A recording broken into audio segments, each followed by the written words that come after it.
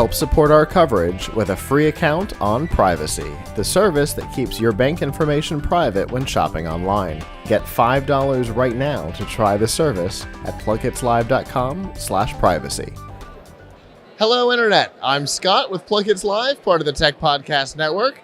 I'm here at Showstoppers at CES 2019 at the YubiKey booth. We've got some USB keys and a Surface behind us. We'll find out what that's all about in a second. But first, go ahead and introduce yourself for me. My name is Ronnie Manning, and I'm the VP Communications at YubiKey. Okay. And what is YubiKey? What have we got going on around us here? So YubiKey is a creator of the YubiKey. The YubiKey is a hardware authenticator, a two-factor authentication hardware device. We're moving into a single-factor authentication device. So think opposite of an SMS or a push app where you need to pull out a phone, wait for something to get through. With the YubiKey, when you have it registered and set up with an account, when you're asked to press the device, you touch it, and then that'll log you in automatically. It'll verify your identity and log you in. Okay. So this replaces the need for Facebook to send me a text message with a number in it, or the Microsoft Authenticator app to give me a code. Exactly. These keys, specifically for Facebook, these keys support an authentication protocol called U2F, Universal Second Factor. That's what's built into Facebook, Google, Twitter, Dropbox, kind of from a consumer standpoint, all those apps support. And with that, when I register a key, it's going to be that login process of username, password. It'll prompt me for that second hardware factor of this device. I'll touch that key. All these keys have a capacitive sensor, so they require a human touch. When I touch these devices, it's going to complete the circuit on the key, activate the key, and then log me in and complete that key pair between the key and the service.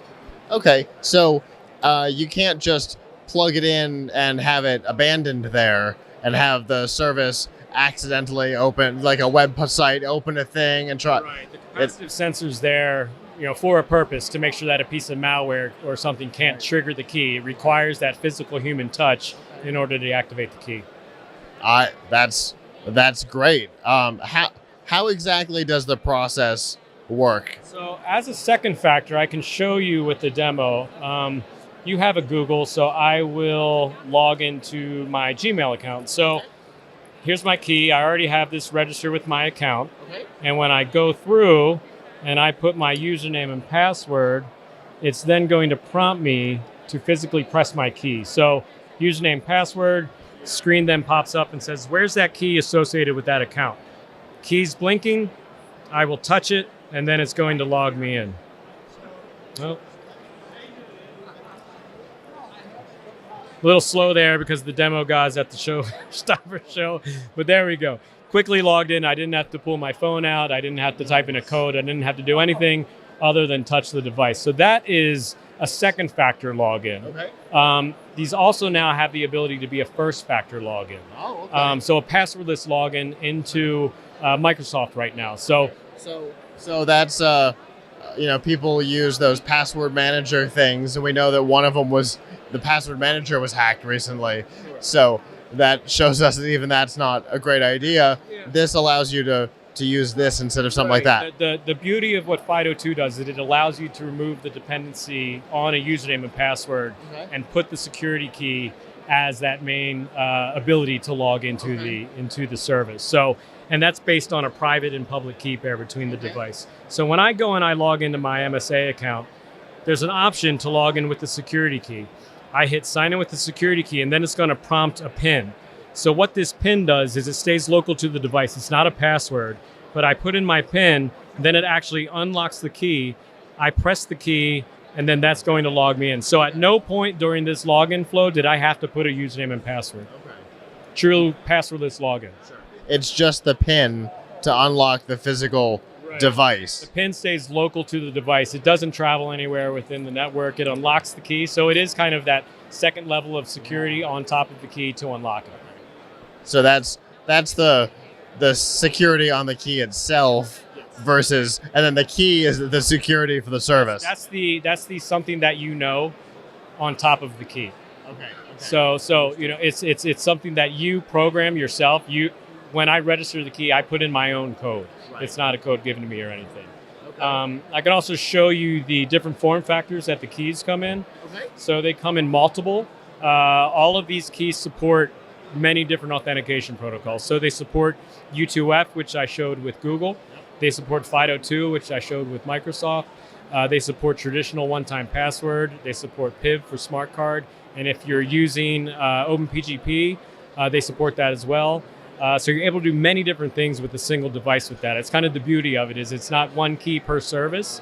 It's one key with more or less an unlimited number of services. It's a key for you. Right.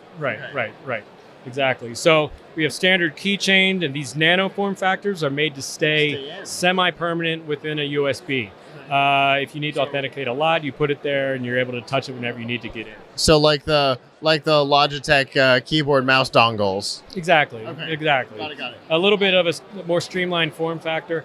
And then we have USB-C as well. So this would be for the newer MacBooks, or I guess they're not newer anymore, but the MacBooks, any other machines that are coming out with USB-C.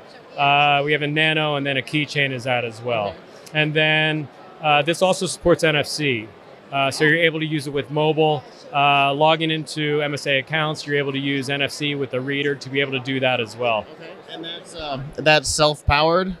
It's powered through the device. So if I touch NFC to the phone, it pulls that energy from the phone, and that's what's going to log me in.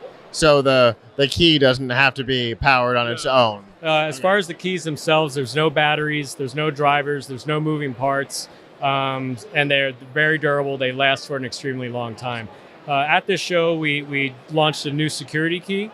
So this supports FIDO2 and FIDO U2F, plus it has NFC now, so you're able to use it on the mobile. And then we also are doing a Lightning private preview key that we've just kind of put out and showed the form factor, and we'll be working with developers to have them add support for that key. Well, I have gotten big into security. It's kind of my 2019 focus for the show, so I'm really glad to see stuff like this. Microsoft is talking about wanting to be username and passwordless in the next 5 years or whatever they said, and sounds like this is a great way to get there. It is. It absolutely is, and that's the road that we want to go. Making authentication, making security easy, but extremely secure. As secure as possible, but then a good quality user experience that you're going to get with these devices. Now, what kind of price point are we looking at on these? These run $40 to $60, and they're available for purchase on our YubiKey store. They're available for purchase on Amazon, and then for large organizations, we sell them direct as well. The new security key itself is $27. This can kind of be thought of as more of an entry-level key, as it's the FIDO U2F and FIDO2 spec. All right. If people want to find out more about the platform, how can they do that? They can go to yubico.com, yubico.com. Fantastic. Well, thank you so much for taking the time to talk to me today. Thank you.